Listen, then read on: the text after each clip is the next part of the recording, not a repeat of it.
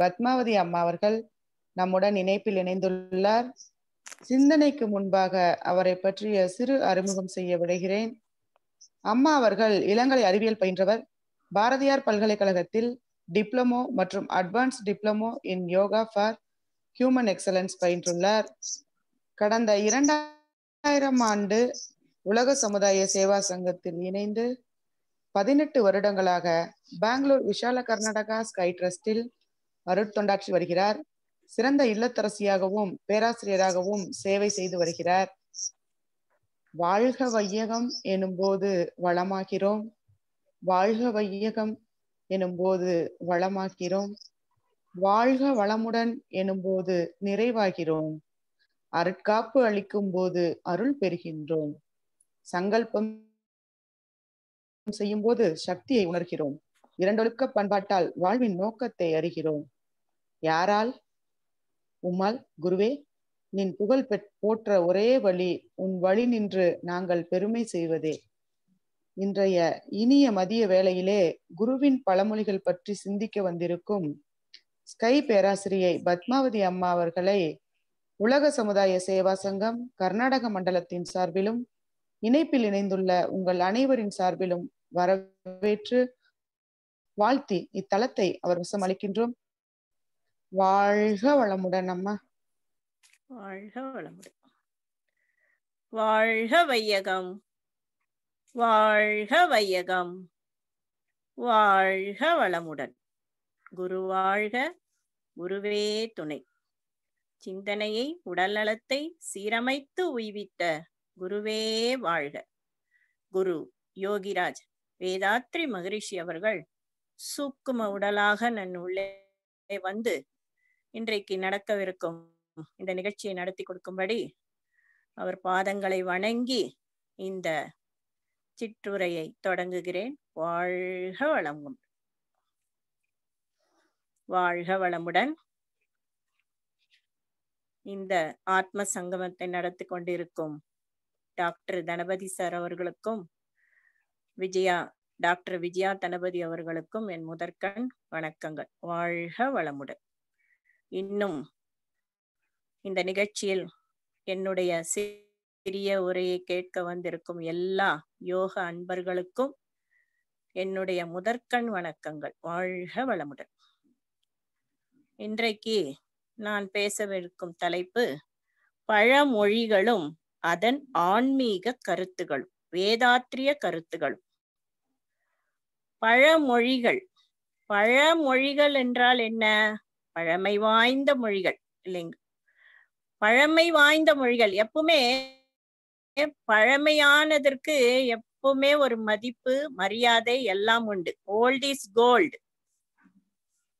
ஆனா சில காலமாக பழமை வாய்ந்த பொருள்களுக்கும் சரி, பழைய நபர்களுக்கும் சரி, இப்ப கொஞ்ச காலமா பின்தங்கிய நிலைமையில இருக்குது. எல்லாம் டெக்னாலஜி முன்னாடி வர வர வர எல்லாம் புதுமையான பொருட்கள், புதுமையான நபர்களை தான் மக்கள் விரும்பி ஏற்றுக்கொள்றாங்க. ஏன்னா காலம் அப்படி ஆயிட்டுது. பழமைன்னா எப்பவுமே பழமைதான் இல்லைங்களா? பழமையான சொற்களுக்கும் சரி, பழமையான நபர்களிடத்திலும் சரி, எல்லாம் நிறைந்த ஆற்றல் எல்லாம் நிறைய இருக்கும். அதனால்தான் ஓல்ட் இஸ் கோல்டுன்னு சொன்னாங்க. அதே போல பழமொழிகள் சொல்லும் பொழுது அந்த பழமொழிகள்ல எவ்வளவோ நமக்கு இருக்கு. அந்த பழமொழிகள்ல எவ்வளவோ கருத்தும் இருந்தது. அந்த காலத்துல நம்முடைய முன்னோர்கள்லாம் சொல்லும் பொழுது, அந்த பழமொழி சொல்லும் பொழுது, அப்போ நம்ம சின்ன வயசுல இருந்த போது நமக்கு அந்த பழமொழிகளை பற்றி அர்த்தமும் தெரியல, அதனுடைய உள்ள இருக்கிற பொருளும் உட்கருத்தும் தெரியல. ஆனா அதே அவங்களுடைய வயசு நமக்கு இப்ப வரும்பொழுது அந்த பழமொழிகள் எல்லாம் எவ்வளவு அர்த்தம் இருக்குது. நம்ம வாழ்க்கையில, தினசரி வாழ்க்கையில ஒன்னொன்னு நம்ம பின்பற்றி வரும் பொழுது அந்த பழமொழிகள்லாம் நிஜ மொழிகள் தான். அப்ப பாட்டி தாத்தா சொன்ன பழமொழிகள்லாம் நிஜமாவே இருக்கு அப்படின்ற ஒரு நிலைக்கு நம்ம இப்ப வந்திருக்கோம். ஸ்டேஜ் வந்திருக்குது நமக்கு இல்லைங்களா? அப்போ அந்த பழமொழிக்கும் சில சம்பந்தமான வேதாத்திரிய கருத்துக்கும் நான் ஈக்குவலைசேஷன் பண்ணி தான் இன்றைக்கு நானு பேச வந்திருக்கேன். ஏன்னு கேட்டீங்கன்னா, ஜூம் தொடங்கி கொஞ்ச நாள்ல கும்பகோணத்துல மூத்த பேராசிரியர் ராமன்றவர் இருக்காரு. அவரு என்ன பண்ணாருன்னா, ஒரு நாள் இந்த சப்ஜெக்ட பத்தி பேசினார், பழமொழிகளும் ஆன்மீக கருத்துகளும். அப்போ எனக்கு மனசுல ஒரு எண்ணம் இருந்தது, இந்த எப்படியாவது நம்ம ஒரு முறையாவது கர்நாடகத்துல ஆத்ம சங்கமத்துல நம்ம ஒரு முறை இந்த கருத்தை எல்லாருக்கும் தெரிவிக்கலான்ற ஒரு எண்ணம் என் மனதுல உற்பத்தி ஆச்சு. அப்போ நான் என்ன பண்ணேன், ட்ரை பண்ணி எல்லாமே தொகுத்து தனபாய் சார் கிட்டயும் சொன்னேன் பேசுறதுக்கு ஆத்ம சங்கத்துல. அப்ப சார் சொன்னாங்க, இல்லம்மா நீங்க இத கன்னடத்துல பேசுறதை விட தமிழ்ல பேசுனீங்கன்னா ரொம்ப நல்லா இருக்கும். ஆனா அப்ப தமிழ் வரல, ஜூமுக்கு ஆத்ம சங்கமம் தமிழ் வரல. அப்போ தமிழ்ல பேசுனீங்கன்னா ரொம்ப நல்லா இருக்கும், அருமையா இருக்கும் அப்படின்னு சொன்னாரு. அப்போ நான் சரி, இறைநிலை அதற்கும் நமக்கு ஒரு அவகாசம் கொடுக்கும் அப்படின்னு சொல்லிட்டு இவ்வளோ நாள் கால தாமதமாச்சு. இப்போ என்னுடைய எண்ணம் போலவே தமிழ் கிளாஸும் வந்தது, எனக்கு பேசுற அவகாசமும் இறைநிலை கொடுத்திருக்குது. அதனால அந்த மூத்த பேராசிரியர் ராமன் அவர் சொன்ன கருத்துக்களையும் என்னுடைய சின்ன அறிவால இன்னும் கொஞ்சம் கூட கருத்துக்களையும் இணைத்து எனக்கு எவ்வளோ அன்பர்களுக்கு புரிஞ்சுக்க முடியுமோ அவ்வளவு வரைக்கும் கொடுக்கறதுக்கு ஆசைப்படுறேன். ஏதாவது பிழை இருந்தால் மன்னிக்கவும். வாழ்க வளமுடன். இப்ப நம்ம சப்ஜெக்டுக்கு போலாம். முதல் பழமொழி, ஆழம் தெரியாமல் காலை விடாதே. உங்களுக்கு முக்கியமா தெரிஞ்சவங்களுக்கு எல்லாருக்குமே தெரிஞ்சிருக்கும் பழமொழியை பத்தி. இல்லைன்னா பழமொழியை பத்தி என்ன தெரிஞ்சிருக்கோம்னா சாதாரணமான கருத்து தெரிஞ்சிருக்கும், ஆனா அதனோட நம்ம வேதாத்திரிய கருத்தை மிக்ஸ் பண்ண போறோம். ஆழம் தெரியாமல் காலை விடாதுன்னா எல்லாருக்கும் நார்மலா தெரிஞ்ச பொருள் என்ன, கடலுக்குள்ள போகும்போது ஆழம் எவ்வளவு இருக்குதோ அதுல தெரிஞ்சிட்டு நம்ம விடணும். இல்ல காலை வச்சோம்னா என்ன செய்யும், காலு உள்ள போயிடும், நமக்கு துன்பம் தான் வரும், விபத்து ஏற்படும். அது எப்பவுமே சாதாரணம், உறுதி அது. ஆனா அதனுடைய உட்பொருள்னு பார்க்கும் பொழுது, வேதாத்திரிய கருத்து பார்க்கும் பொழுது, ஆழம் தெரியாமல் காலை விடாதே. எங்கே ஆழம் தெரியாமல், நம்மளுடைய மனசு. நாம் எந்த ஒரு செயலை செய்தாலும் நம் மனதில் எந்த எண்ணத்தோடு அந்த செயலை செய்கிறோம் என்ற ஆழம் நமக்கு தெரிய வேண்டும். அதே போல யாரிடம் நம்ம அந்த செயலை செய்யறோமோ, யாரிடம் அந்த வார்த்தையை பேசுறோமோ, அவங்களுடைய மனசும் எந்த அளவுல இருக்குதுன்னு சொல்லிட்டு நம்ம எந்த செயலை செய்தாலும் எந்த வார்த்தையை பேசினாலும் அது தப்பாக முடியாது.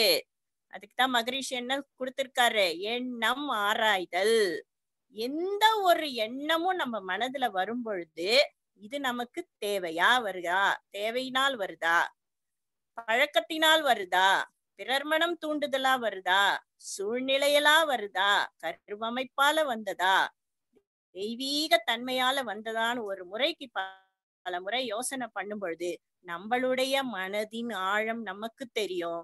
அப்ப நம்ம அந்த செயலை பிறரிடம் செய்யும் பொழுது அது என்ன வரும், நமக்கு சந்தோஷத்திலேயே மகிழ்ச்சியே தரும். அது தெரியாம நம்ம என்ன பேசிட்டாலும் அது கடைசியில நமக்கு துன்பம் தான் விளைவிக்கும். மகரிஷி தான் சொல்றாரு, இன்பம் துன்பம் செயல் விளைவு. நம்மளுடைய இன்பம் துன்பத்திற்கு காரணம் நம்மளுடைய எண்ணம் தான். நம்ம என்ன செயல் செய்யறோமோ அதுக்கு தகுந்தாற் போல் விளைவு கிடைக்கும்ன்றாரு சுவாமிஜி. அப்போ மத்தவங்களுடைய மனசு ஆழத்தை நம்ம எப்படி தெரிஞ்சுக்க முடியும்? நம்ம என்ன மேஜிக் பண்ணி அவங்க மனசுல ஆழம் தெரிஞ்சுக்க முடியுமா? மேஜிக்குக்கும் நம்ம யோகால வழி இருக்குது. என்ன அது வழி? மகரிஷி சொல்றாரு, நம்ம கிட்ட இருக்கிற ஈர்ப்பு சக்திய நம்ம அதிகம் பண்ணினோம், அதிகம் செய்யணும். என்ன அது ஈர்ப்பு சக்தி அதிகம் பண்ணணும்? ஈர்ப்பு சக்தி என்ன? ஈர்ப்பும் சக்தி எழும் இடம் சுத்த வெளி. அணுக்கள் சுத்த வெளியில இருந்து நம்ம மாறி ஒன்னொன்னா வந்திருக்கிறோம். அப்ப சுத்த வெளியில இருக்கிற அணுதான் நம்ம உடம்புலயும் இருக்கு. அப்போ அந்த காந்த சக்தியால ஒன்னொன்னாகி பரிணாம ஆகி வந்திருக்கிறப்போ அந்த காந்த சக்திய நம்ம உடம்புல எப்ப நம்ம அதிகம் பண்றோமோ, பயோமேக்னெட்டிசம் ஜீவகாந்தம் எப்ப நம்ம உடம்புல அதிகமாக இருக்குதோ, அப்போ மத்தவங்களுடைய மனச புரிஞ்சிக்கிற அளவுக்கு, ஏனென்றால் நம்மளிடம் இருக்கிற அந்த ஈர்ப்பு சக்தி என்ன ஆகுது, அலை அலையா போய் நம்ம யார்கிட்ட எல்லாம் பழகுறோமோ, யார்கிட்ட பேசுறோமோ, யார பத்தி நினைக்கிறோமோ அவங்க கிட்ட போய் அது ரிஃப்ளெக்ஷன் ஆகி அவங்க மனசுல என்ன இருக்குதுன்னு நமக்கு ஆட்டோமேட்டிக்கா தெரியிற ஒரு வித்தைய நம்ம மகரிஷி நமக்கு கத்து கொடுத்திருக்கிறார். அவ்வளவு அருமையான ஒரு வித்தை இருக்கும் பொழுது நம்ம என்ன செய்யறோம், அதை பயன்படுத்தி நம்மளுடைய காந்த சக்திய நம்ம ஜாஸ்தி பண்ணணும். அந்த காந்த சக்திய ஜாஸ்தி பண்றதுக்கும் என்ன கொடுத்திருக்காரு மகரிஷி, அவரு பயிற்சிகள் கொடுத்திருக்காரு. கண்ணாடி பயிற்சி, தீப பயிற்சி, காயக்கல்ப பயிற்சி, இதெல்லாம் செய்யும் பொழுது ஆட்டோமேட்டிக்கா நம்ம உடம்புல ஜீவகாந்த சக்தி ஜாஸ்தி இருக்கும் பொழுது மத்தவங்களுடைய மனச புரிஞ்சிக்கிற அளவு என்ன, கண்ணாடி பயிற்சி செய்யும் பொழுது முகவசியமும் தெரியுது, ஜெகவசியமும் தெரியுது. விரும்பிய பொருள் தானாக வந்து சேரும். பயிற்சி அதை வைத்து நம்ம என்ன செய்யலாம், மத்தவங்க மனசு இந்த விதத்தை இருக்குதோ அதற்கு ஏற்றார் போல நம்ம செய்ய வேண்டும். வாழ்க வளமுடன். ஆற்றில் போட்டாலும் அளந்து போடு.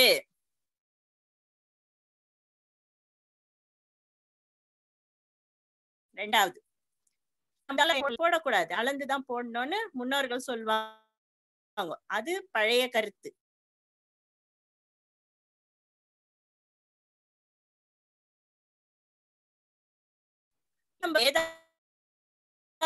கருத்தை இந்த கடலுடைய மனசுக்கு ஒப்பிடுறாரு மகரிஷி அவர். அப்போ அவ்வளவு விசால கடல் போல் இருக்கு. இந்த மாதிரி எண்ணங்களை போடணும், எதை வேணா போடலாமா? கடல் பெருசா, நம்ம கடல் அளவுது மனசு இருக்குதுன்னு என்ன செய்யறோம், நம்ம எல்லாம் சொல்லுவாங்க மனசு எலாஸ்டிக் பேக் மாதிரி போட போட போட அது ஒண்ணு வேணான்னு சொல்லப்படுறது. அதெல்லாம் என்ன செய்யறோம், நம்ம எதெல்லாம் இதுமா, அது வேணாமா, இது நல்ல எண்ணமா, இது கெட்ட எண்ணமா, எதையுமே யோசனை பண்ணாம என்ன செய்யறோம், நம்ம ஃபுல் பண்ணிட்டே இருக்கிறோம். அதனாலதான் நம்மளுடைய வாழ்க்கையில பல்வேறு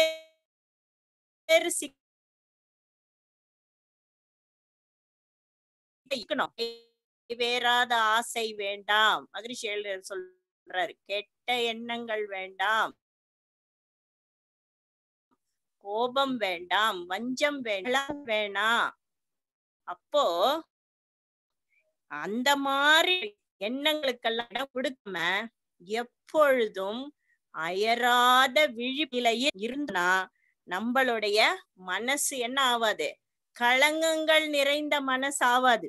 அதற்குதான் ஆறு மாறி இருக்கிற விரிந்த விசாலமான இந்த மனசுல எதை போடணுமோ அத அளந்து போடணும். வாழ்க வளமுடன். மூணாவது, புலியை பார்த்து பூனை சூடு போட்டு கொண்டது. அது என்னது? இயற்கையில கொடுத்த வரிகள் அது. பூனைக்கு இயற்கை கொடுத்திருக்கிற வரிகள் அது உடம்புல, இல்லைங்களா? பூனை வாழுமிடம் காடு, புலிகள் பூனை வாழுமிடம் வீடு, புலிகள் வாழுமிடம் காடு. அப்போ பூனைய பார்த்து புலிய பார்த்து பூனை நம்மளான்னு சொல்லி கோடு போட்ட அதே போல புலிய பார்த்து நம்மளுடைய கொஞ்சம் உயர்வு தாழ்வு மனப்பான்மை, உயர்வா இருக்கிறாங்க, அவங்க செல்வத்துல உயர்வா இருக்கலாம், கல்வியில உயர்வா இருக்கலாம், அறிவில உயர்வா இருக்கலாம், எல்லாத்திலும் உயர்வா இருக்கிறவங்களை பார்க்கும் போது அந்த மாதிரி இல்லாதவங்க என்ன செய்யறாங்க, மனசு துன்பப்பட்டா கூட பரவாயில்ல, வருந்துனா கூட பரவாயில்ல, பொறாமப்படுறாங்க. பொறுமை இல்லாத தன்மைதான் பொறாமைன்றார் மகரிஷி. பொறுமை இல்லாத தன்மை. அவங்க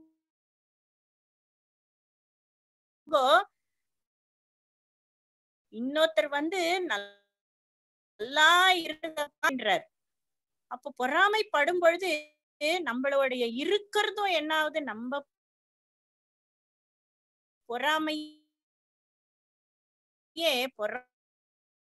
பொறாமை என்ன, அதை விட்டு விட்டு நிறை மனம், பேராசை இல்லாத நிறை மனம். அது என்ன நிறை மனம்? நம்ம கிட்ட என்ன கடவுள் கொடுக்கிறாரோ, இறைவன் அருளி இருக்கிறாரோ, அதுக்கு ஒரு எவ்வளவோ பேர் உழைச்சிருக்காங்க. அதனால இந்த உணவுக்கு ஒரு நன்றி, வாழ்க வளமுடன். இந்த நானு ட்ரெஸ் போட்டுன்னு இருக்கேன்னா, இந்த ட்ரெஸ்ஸுக்கு எவ்வளோ பேர் உழைச்சிருக்காங்க, அதுக்கு ஒரு நன்றி. எல்லாமே நம்ம இன்னைக்கு இயற்கையில இருந்துதான் ஒன்னொன்னு எல்லாமே நம்ம அனுபவிச்சோமா, அதை நினைத்து நிறை மனம், பொறாமை வேண்டாம், நிறை மனமாக இன்றைக்கு இது எனக்கு கிடைச்சது நன்றின்ற ஒன்று மனசு என்ன வேணும் நமக்கு. வாழ்க வளமுடன். நெக்ஸ்ட், உழுதவன் பார்த்தால் ஒழக்கு கூட மிஞ்சது சொல்வார்கள். அது என்ன, உழுதவன் கணக்கு பார்த்தால் ஒழக்கு கூட மிஞ்சாது? இந்த நிலம் உழுது ஏர் எல்லாம் பூட்டி எல்லாம் போட்டு எல்லாமே செஞ்சு அறுவடை காலம் நெல்லாம் இது பண்ணி அது எல்லாருக்கும் கொடுத்துட்டோம்னா கடைசியில பார்த்தா அரிசி கூட அந்த அவனுக்கு மீதி இருக்காதான் அப்படின்னு இந்த பழமொழி சொல்லுவாங்க. அதுல வேதாத்திரிய கருத்துப்படி நம்ம பார்த்தோம்னா, உழுதவன் உழுதவன் என்றது யாரு? நம்ம எது உழுதுன்னு நிலத்தை உழறான். எதுக்காக? நெல்லில இருந்து அரிசி எடுக்கிறதுக்கோசம் நிலத்தை உழறான். நிலம் என்பது இங்க என்ன? மனிதனுடைய மனம். அந்த மனிதன் அவனுடைய மனதை எப்படி நிலத்தை பண்படுத்தி உழுது சுத்தம் ஆன பிறகு எப்போ நம்ம நெற்கதிர்களை அவன் பயிர் வைக்கிறானோ, அதே போல மனச நல்லா சுத்தமா களங்கம் நல்லா அந்தரங்க பரீட்சை அகத்தாய்வு பண்ணி சோதனை பண்ணி எண்ணத்தாலும் தவத்தாலும் மகத்தாய்வாலும் பக்குவப்படுத்தி அதில் நல்ல எண்ணங்களையே போட்டு வளர்த்தது போல மனசை வளர்க்கும் பொழுது அவனுக்கு என்ன இருக்காது? அவனுடைய கருமையத்தில் கெட்ட பதிவுகள் எல்லாம் அழிந்துவிடும். எல்லா பதிவுகளும் எல்லா கெட்ட பதிவுகளும் தூய்மையாகி விடுகின்றன. அப்போ உழுதவன் கணக்கு பார்த்தால் உழக்கு கூட மிஞ்சாதுன்னா அவனுக்கு எந்த வினை பதிவும் என்ன இருக்காது? இருக்கு.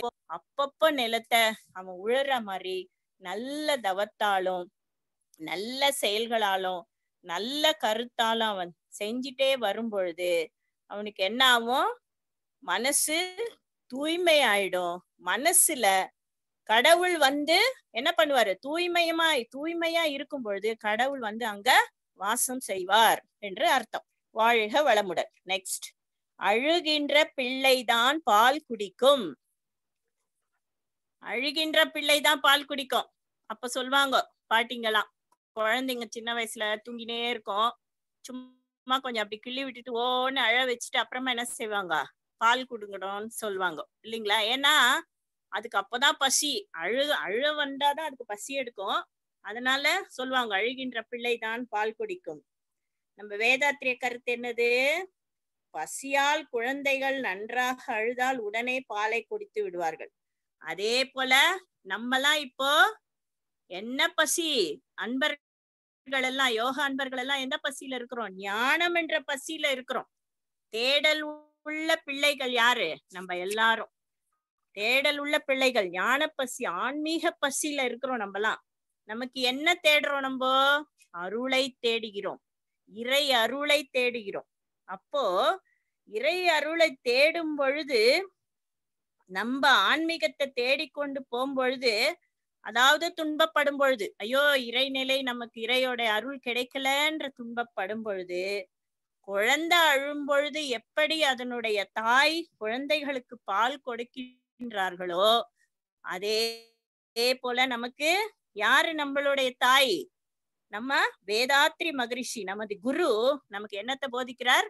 ஞானத்தை போதிக்கிறார், ஆன்மாவை பற்றிய அறிவை கொடுக்கிறார், இறைநிலை தேடலுக்கு, இறை தேடுதலுக்கு நமக்கு வழி வகுக்கிறார். வாழ்க வளமுடன். அடுத்தது, சாது மிரண்டால் காடு கொள்ளாது. சாது மிரண்டால் காடு கொள்ளாது. சாதுவா இருக்கிறவங்க, எப்பவுமே சைலண்டா இருக்கிறவங்க, கோபம் வந்துடுச்சுன்னா அவங்கள யாருமே அடக்கவே முடியாதுன்னு சொல்லுவாங்க. இது பழமொழி. இதனுடைய உட்கருத்து என்ன? சாது என்றால் சைலண்டா இருப்பது, சும்மாவே இருப்பது. சும்மாவே இருக்கிறது யாரு? நம்ம இறைநிலை, சுத்த வெளி, இல்லையா? சும்மாவே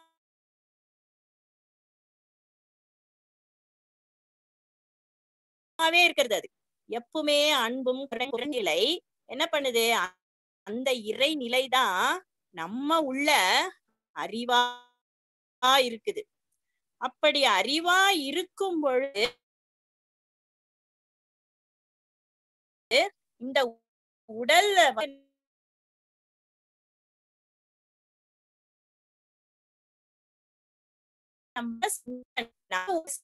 நினைக்கூட எண்ணங்கள்,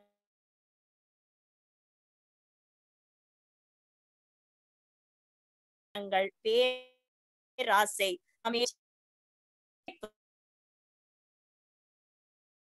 ஆணவம், கண்மம், மாயை, மகரிஷி சொல்றாரு தனது பொருள்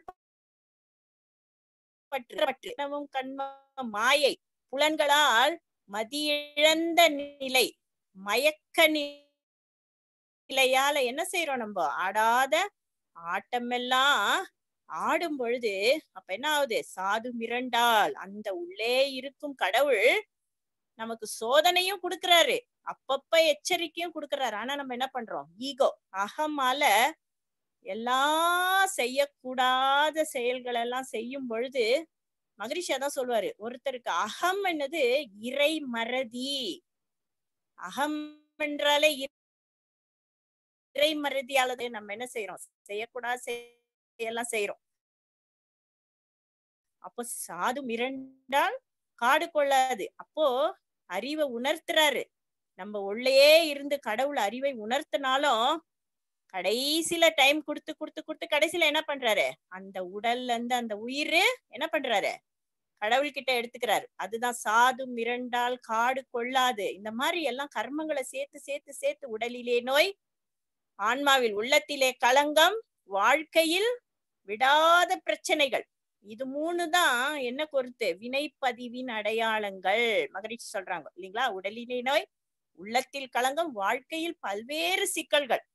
அப்போ சாது மிரண்டால் காடு கொள்ளாது. அந்த உடலிலே அந்த உயிர் தங்க முடியாத நிலைமை ஏற்பட்டுவிடும். வாழ்க வளமுடன். யானை இருந்தாலும் 1000 பொன், இறந்தாலும் 1000 பொன். இதனுடைய பொருள் என்ன?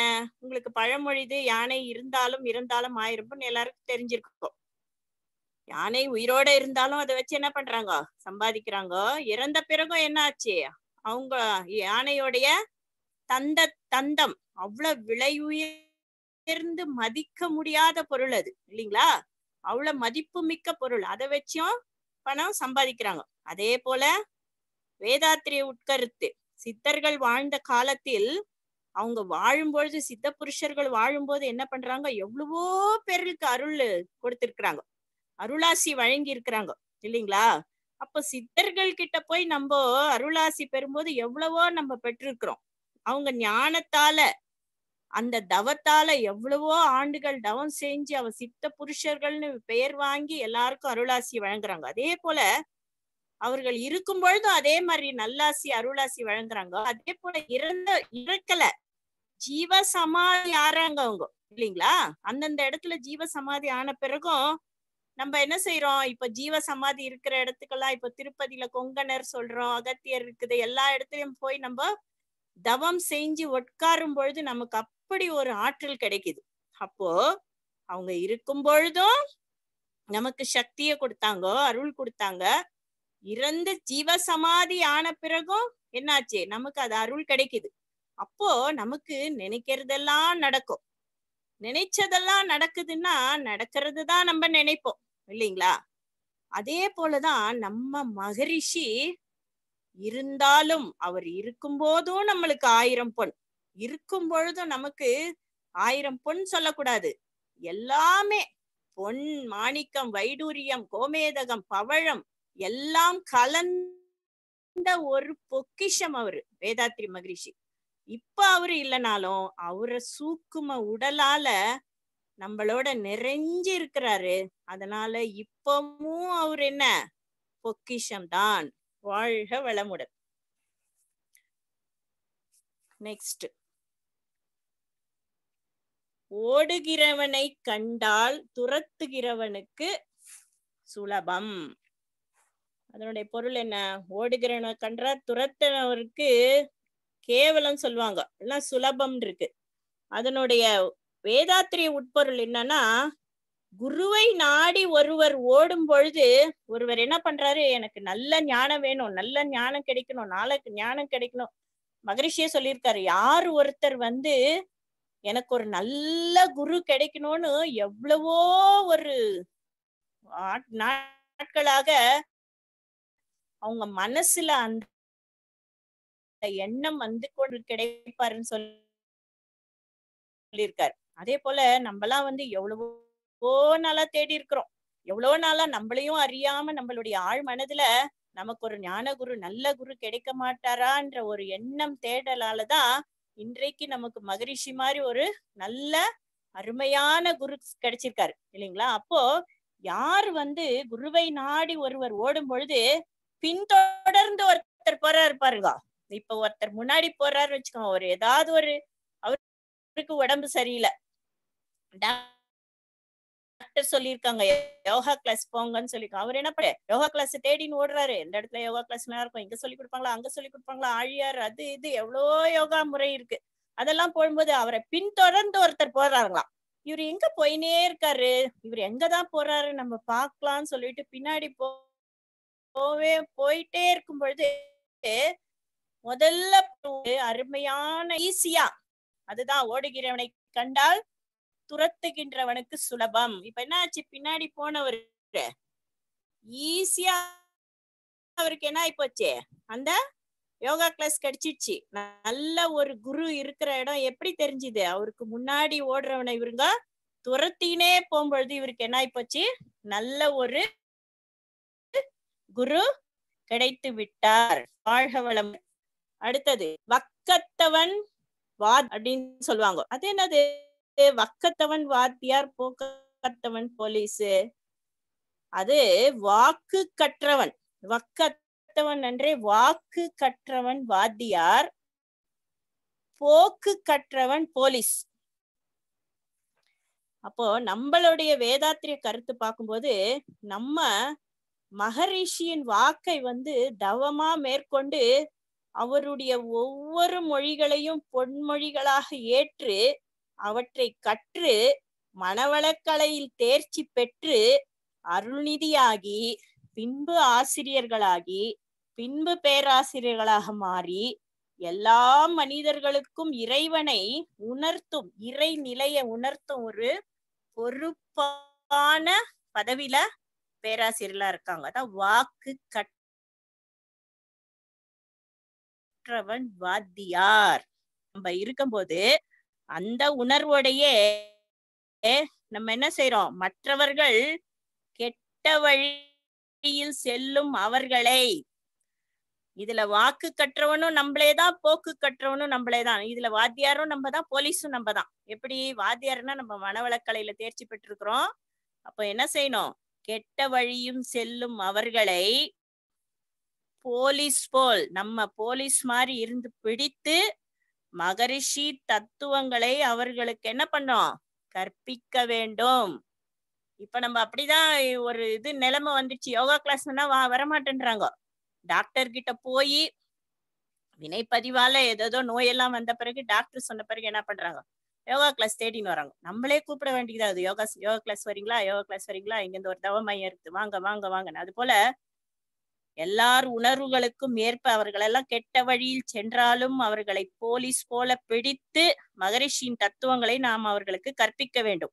எல்லா மனிதர்களையும் மாற்ற வேண்டும். இதுவேதான் மகரிஷி அவரோட என்ன ஆசையும் குறிக்கோளும் இல்லைங்களா? அப்போ நம்ம என்ன செய்யணும், அதே ஒரு மனசோட இந்த மனவள கலை நமக்கு அற்புதமான எல்லா விஷயங்களும் சொல்லி கொடுத்துருக்குது. நம்ம அதுல ஒரு பேராசிரியர் இருக்கும்போது நம்முடைய குறிக்கோள் என்ன, எல்லாரையும் இந்த மனவளக்கலை பயிற்சியில தேர்த்து என்ன பண்ணோம். நேத்து மதன் சார் அவர் பேசினாரு, மகிழ்ச்சி கல்வி. எல்லா கல்வியை விட இந்த மனவள கல்வி என்பது அறிய முடியாத ஒரு பேருனா மகரிஷி சொல்வாரு, பெற முடியாத ஒன்றுதான் பேரு இல்லைங்களா? அப்படி ஒரு பெற முடியாத ஒன்றை நமக்கு மகரிஷி அவர் கொடுத்திருக்காரு. அப்ப நம்ம அதை என்ன செய்யணும், எல்லாருக்கும் கற்பிக்கணும். வாழ்க வளமுடன். கடை தேங்காயை எடுத்து வழிப்பிள்ளையாருக்கு உடைப்பது. கடை தேங்காவை எடுத்து வழிப்பிள்ளையாருக்கு உடைச்சிட்டேன்னு பழைய பழமொழியில சொல்லுவாங்க. வேதாத்திரி கருத்து என்ன, கடை தேங்காய், கடை நம்முடைய ஆன்மா, நம்முடைய ஆத்மா. நம்ம என்ன பண்ணிருக்கிறோம், இந்த பிரபஞ்சத்துல குழந்தையா பிறக்கும் பொழுது கடவுள் மாதிரிதான் இருந்தோம். அப்போ அந்த ஆத்மால கலங்கங்களே கிடையாது. ஆனா நம்ம என்ன செஞ்சோம், பின்னாடி பின்னாடி பின்னாடி பின்னாடி கொஞ்சம் கொஞ்சமா கர்மங்கள் சேர்ந்து சேர்ந்து சேர்ந்து அந்த குழந்தையா இருந்த மனசுல களங்கங்கள் சேர்ந்து நம்ம என்ன ஆயிட்டோம், எல்லா கெட்டதும் செய்ய ஆரம்பிச்சிட்டோம் இல்லைங்களா? அப்போ கடை தேங்காய் எடுத்து வழிப்பிள்ளையார் குடைப்பது. நம்ம என்ன செஞ்சிட்டோம், வழியில என்னென்னலாம் அனுபவங்கள், என்னென்னலாம் புலன்கள் இன்பம், புலன் இன்பத்தால மயங்கி மயங்கி மயங்கி என்னென்ன தப்பெல்லாம் பண்ணணுமோ எல்லாம் சேர்ந்து களங்கங்களை சுமந்து கொண்டு என்ன செய்யறோம், நிக்கிறோம். அப்போ அந்த ஆத்மா நம்ம உடலை விட்டு விடுதலை ஆகும் பொழுது களங்கங்கள் இருந்தா அந்த ஆத்மா என்ன செய்யாது, நேரடியாக சுத்த வெளிக்கு போகாது. பரமாத்மா ஜீவாத்மா பரமாத்மா போய் சேர முடியாது, இணைய முடியாது. அப்போ அந்த ஆத்மா எப்படி இருக்கணும், லேசா இருக்கணும், சுமை இல்லாம இருக்கணும், களங்கங்கள் இல்லாம இருக்கணும். அதுக்குதான் நம்ம மகரிஷி அவங்க என்ன கொடுத்துருக்காங்க, வழியில களங்கங்கள் எல்லாம் சேர்த்துட்டோம், அதை கரைக்கதான் என்ன கொடுத்திருக்காங்க, பிறவி தொடர் அருளும் துரியா தீத்த தவம். அதுல நம்ம தினசரி அந்த தவத்தை பயிற்சி செஞ்சு செஞ்சு செஞ்சோம்னா ஒரு நாளைக்கு எப்ப இந்த உடம்புல இருந்து இந்த உயிர் பிரியுதோ, ஆத்மா நேரா களங்கங்கள் இல்லாத லைட் வெயிட்டா இருக்கிற ஆத்மா என்ன ஆகும், நேரா போய் பரமாத்மா பட்ட பயல் சுத்த வெளியில போய் இணைந்து விடும். வாழ்க வளமுடன். வந்த வேலையை விட்டு விட்டு பந்தத்தில் முழுகாதே. வந்த வேலையை விட்டு விட்டு பந்தத்து, நம்ம என்ன வந்த வேலை, பிறவி பயன் என்ன, வாழ்க்கையின் நோக்கம் என்ன, இயற்கையை அறிஞ்சு என்ன செய்யணும், அறிவிலே தேர்ச்சி பெற்று ஆறாவது அறிவிய முழுமையா உணர்ந்து என்ன செய்யணும், அதனால நம்ம இறைவனை அடையணும், இயற்கையை உணரணும். இதெல்லாம் நம்ம வந்த வேலையை விட்டு விட்டு பந்தத்தில் முழுகாதே. ஆனா நம்ம என்ன செய்யறோம், பிறக்கிறோம், பொண்ணாகிறோம், அம்மா ஆகிறோம், பாட்டி ஆகிறோம், பேரன் பேத்தி எடுக்கிறோம், எல்லாம் பண்ணுன பந்தத்துல பந்தத்துல பந்தத்துல எல்லாமே மூழ்கிடுறோம். அதுதான் மகரிஷி என்ன கொடுத்திருக்காரு, அதுக்கு உறவிலே கண்ட உண்மை நிலை தெளிவே துறவு நிஷ்காமிய கர்மா. உறவிலே கண்ட உண்மை நிலை தெளிவே துறவு. எந்தெந்த உறவு எந்த வரைக்கும் உண்மை நிலை ஒன்னொன்று உறவுலயும் நம்ம உண்மை நிலை தெளியணும். கணவர்னா இந்த உறவு, மகன்னா இந்த உறவு, மகள்னா இந்த உறவு, அத்தைனா இவ்வளவுதான். ஊர்க்காவை சாப்பாட்டுக்கு நம்ம எப்படி வச்சுக்கிறோம்? கடைசி ஓரமா வச்சு கொஞ்சம் கொஞ்சம் தான் தொட்டு சாப்பிடுறோம். ஊர்க்காவையே குழம்பா போட்டு சாப்பிடுறது இல்ல யாருமே. அதே போலதான் எந்த டைமுக்கு நம்ம ஊர்க்காவை தொட்டுக்கிறோமோ அந்த டைம் தான் உறவு. உறவிலே கண்ட உண்மை நிலை தெளிவே துறவு. பால் பொங்கி வரும் பொழுதுதான் நம்ம என்ன பார்ப்போம்? அதை பிடிக்கிறதுக்கு துணியை தேடுவோம் இல்லைங்களா? அப்போ அதே போல அந்த துணியை பால் இறக்கி வச்சதும் தோல் மேல போட்டு யாரும் திரியறது இல்ல, நல்லா இருக்குது அழகா இருக்குது அந்த துணின்னு. அது போலதான் உறவிலே கண்ட உண்மை நிலை தெளிவு. வந்த வேலையை மறந்து விட்டு வந்த பாசத்தில் முழுகாதே. வாழ்க வளமுடன். பொன் வைக்கும் இடத்தில் பூ வைப்பது. பொண்ணும் அணுக்களுடைய ஒரு கூட்டு தான், பூக்களும் அணுக்களுடைய ஒரு கூட்டு தான். அதனால பொண்ணும் ஒண்ணுதான், அணுவும் பூக்களும் ஒண்ணுதான். ஏன்னா எல்லாமே அணுகள் சேர்ந்த கூட்டு தான், எல்லாமே அணுக்கள் சேர்ந்த கூட்டு தான். அதுக்குதான் ஒரு கையில பொண்ணு ஒரு கையில மண்ணும் கொடுத்தாங்களா, ரிஷி முனிவர்லாம் என்ன பண்ணாங்க? ரெண்டுமே கீழே போட்டுடுவாங்களா. ஏன்னா அவங்க பொண்ணு ஒண்ணுதான் மண்ணு ஒண்ணுதான். அதுக்குதான் பொன் வைக்கும் இடத்தில் பூ வைக்கிறதுன்னு சொல்லுவாங்க. நம்ம மகரிஷி வேதாத்திர கருத்துப்படி பார்த்தா எல்லாமே அணுக்களுடைய கூட்டுத்தான், எல்லாமே இறைநிலையிலிருந்து வந்தவர்கள் தான், எல்லாமே அந்த அணுக்கள் இருந்து வந்ததுதான். வாழ்க வளமுடன். மூர்த்தி சிறியதாகி இருந்தாலும் கீர்த்தி பெரியது. கடைசி ஒன்றே ஒன்றுமா சொல்லிட்டு முடிச்சிடுறேன். வாழ்க வளமுடன். மூர்த்தி சிறியதாயிருந்தாலும் கீர்த்தி பெரியது. அது என்ன சொல்லுவாங்க பழமொழியில சொல்லும் போது? சின்னமா குள்ளமா இருப்பாங்க பாக்குறதுக்கு, ஆனா அவங்களுடைய புத்தி ஜாஸ்தியா இருக்கும்னு அந்த பழமொழி. ஆனா இப்ப நம்ம வேதாத்திரிய உட்கருத்து அது என்ன? கீர்த்தி. மூர்த்தி சிறியதா இருந்தாலும், எந்த மூர்த்தி? பட்ட பயலಲ್ಲಿ ಇರುವ சுத்தொத்தடத சக்திಯಿಂದ தன்னிருக்கும் சூழ்ந்தழுத்தும் ஆற்றலால நம்ம வரும் அங்க இருந்துதான் அணுக்களானோ, அணுக்குல இருந்து விண்ணானோ, விண்ல இருந்து பஞ்சபூதானோ, பஞ்சபூதுல இருந்து பஞ்சத்தன் மாத்திரை, பஞ்சத்தான் மாத்திரையில இருந்து 1வது அறிவு, 2வது அறிவு, 3வது அறிவு, 4வது அறிவு, 5, 6வது அறிவுடைய மாணவன் மனிதனாக நம்ம உருவெடுத்திருக்கிறோம். அப்போ அங்க இருக்கிற அணுதான் எல்லாத்துலயும் என்னவா இருக்கிறோம்? நம்ம உடம்புல அறிவாக இயங்கி கொண்டிருக்கிறது. அப்போ அதை விட அங்க இருக்கிற கீர்த்தி, அப்போ அதனுடைய மூர்த்தி என்ன? அணுக்கள் என்னது? பரம அணு, டஸ்ட் பார்ட்டிக்கல். அது அளவிடவே முடியாது, அவ்வளவு சூக்ஷ்மமானது, ரொம்ப ரொம்ப ரொம்ப துல்லியமானது அது. அப்போ அந்த அணுதான் நம்ம உடம்புலையும் உயிராக இயங்கி கொண்டிருக்கிறது. இந்த உயிரும் என்னது? சூக்குமமானது. இந்த உயிரும் என்ன? இந்த உயிரோடைய அளவும் மிக மிக மிக சின்னது. அப்போ அந்த உடைய அணு சின்ன சைஸ்ல இருந்தாலும் அதனுடைய அளவு எவ்வளோ, அதனுடைய கீர்த்தி எவ்வளோ, அதனுடைய புகழ் எவ்வளோ? அந்த ஒரு உயிர் தான் நம்ம உடம்புக்குள்ள எப்படிலாம் இயங்குது. அந்த உயிர் துகள் சுத்துறதாலதான் ஜீவகாந்த அலை கிடைக்குது. அந்த ஜீவகாந்த அலை நம்ம உடம்புல சுற்றி கருமையத்துல மூலாதாரத்துல ஒரு தீவிரமாக ஒரு மையத்தை ஏற்படுத்தி, கருமையத்தை ஏற்படுத்தி, அதன் மூலமாக உடல் முழுவதுக்கும் ஆற்றலை கொடுத்து எவ்வளவு வேலை, பெரிய வேலை செய்யுது. அப்போ அந்த மூர்த்தி, அணு என்ற அந்த மூர்த்தி சிறியதாக இருந்தாலும் அதனுடைய கீர்த்தி நம் உடம்பில் இயக்கி நம்மை ஆளாக்கி இவ்வளவு தூரம் எடுத்துக்கொண்டு வந்த அந்த இறைநிலை நிலை என்ன? பெரியது பெரியது பெரியது என்று கூறி இந்த அவகாசத்தை கொடுத்த, சந்தர்ப்பத்தை கொடுத்த எல்லாருக்கும் இவ்வளவு நேரம் ஒரு 10 minutes ஜாஸ்தி ஆயிடுச்சு. வாழ்க வளமுடன்மா. சாரி.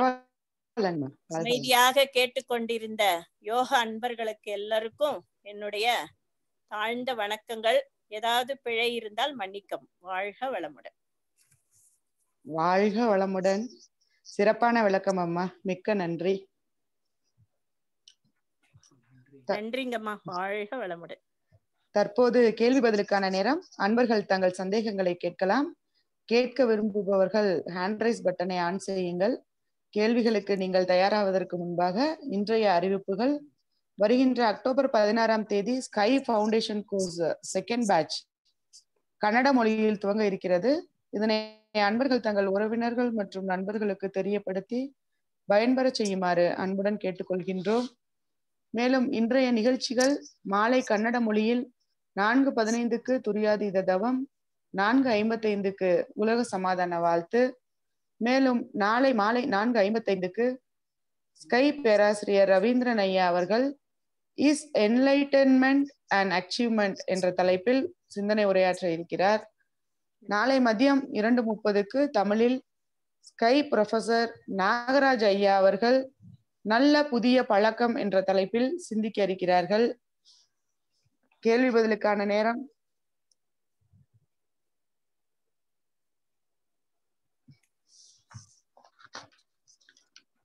யாருக்கும் கேள்விகள் இல்லை போல இருக்கு. நிறைவு செய்யலாங்களா?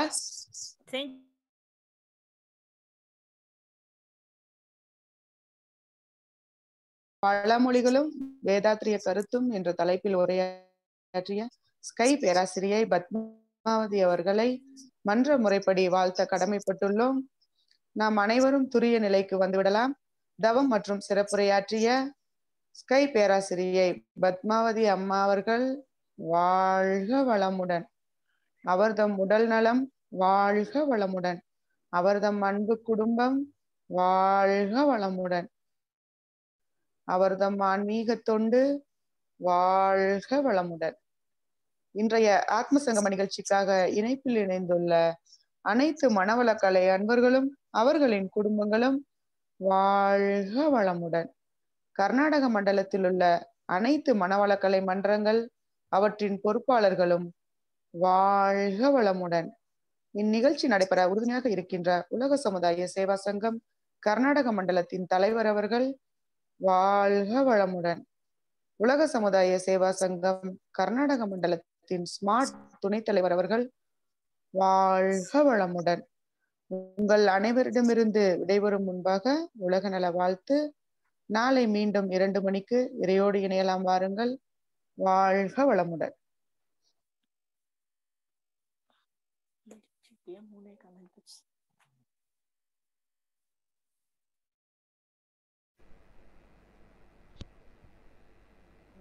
உலகமெல்லாம் பருவமழை ஒத்தபடி பெய்யட்டும். உழவரெல்லாம் தானியத்தை உவப்புடனே பெருக்கட்டும்.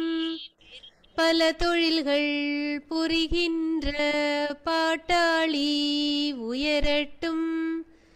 பகுத்துணர்வில் தொகுத்துணர்வு பண்பாட்டை உயர்த்தட்டும். கலகங்கள் போட்டி பகை கடந்தாட்சி நடக்கட்டும். கல்லாமை கடன் வறுமை களங்கங்கள் மறையட்டும். நலவாழ்வை அளிக்கும் ஞான ஒளி வீசட்டும். நம் கடமை அறவாழ்வின் நாட்டத்தே சிறக்கட்டும். நம் கடமை அறவாழ்வின் நாட்டத்தே சிறக்கட்டும். நம் கடமை அறவாழ்வின் நாட்டத்தே சிறக்கட்டும். வாழ்க வையகம், வாழ்க வையகம், வாழ்க வளமுடன்.